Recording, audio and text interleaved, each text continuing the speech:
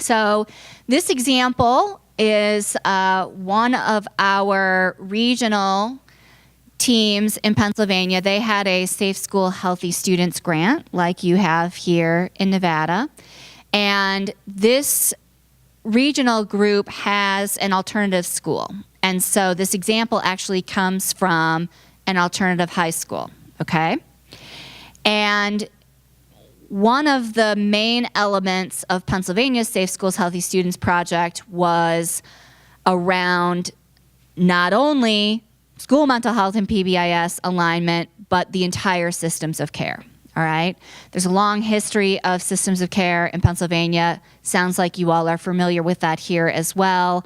Oftentimes, our experience was systems of care ran through the county, and PS we're a commonwealth, so lots of local decisions via the counties on how substance abuse and mental health services dollars are spent, and et cetera.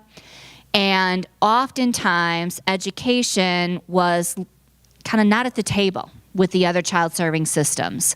And so this was a great opportunity to align and integrate the entire systems of care, especially including and involving education and what was happening around interconnected systems framework, okay?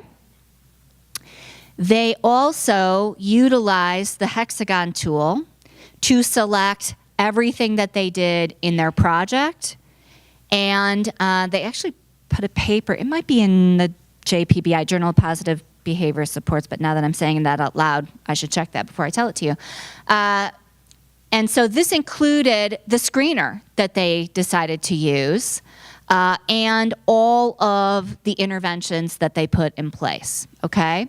And so they selected the BIMUS as their screener. And again, they used that tool to make that decision for as their district community leadership team. And then from their screening and other data, they began to look at their current continuum of interventions and add in additional interventions. This positive action is something that they decided to include at Tier 1.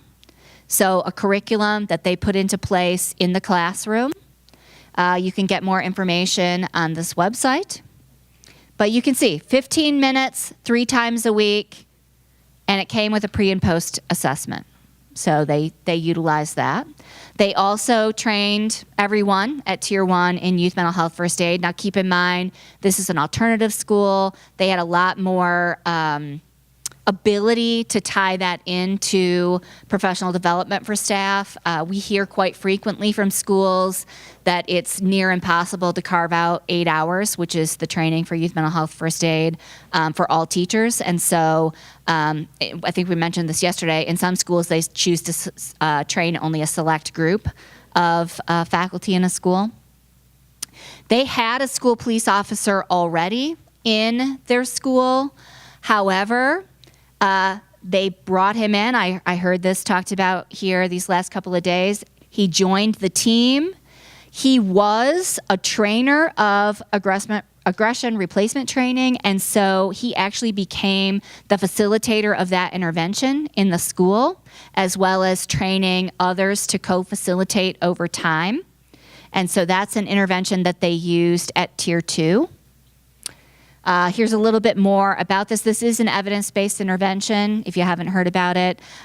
So again, feel free to explore it, see if it's something that might work in your setting. Again, I said this yesterday, it's really tricky to think about having folks go out and get trained in every evidence-based intervention that might be available. So we have to be very judicious about when we do something like this versus when we utilize what we already have and build upon it by pulling out skills and working in small groups or individually, or considering other things like Match ADTC, which I mentioned yesterday as well.